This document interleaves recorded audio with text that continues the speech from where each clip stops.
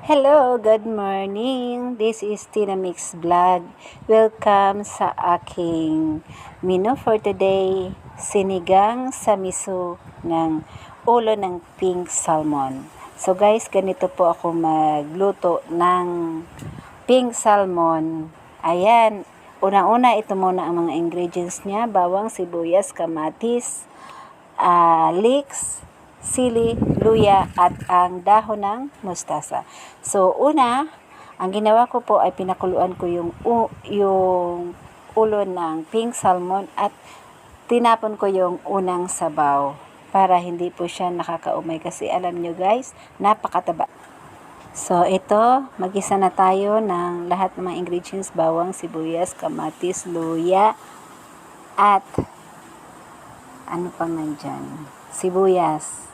Ayan na, ginisa na natin. Tapos, nung nadurog na lahat ng yan, ay nilagay na natin yung ulo ng pink salmon isa-isa. So, siya nga pala, nagpakulo na rin po ako ng tubig para yun na ang pambuhos dyan. Pinakasabaw na niya.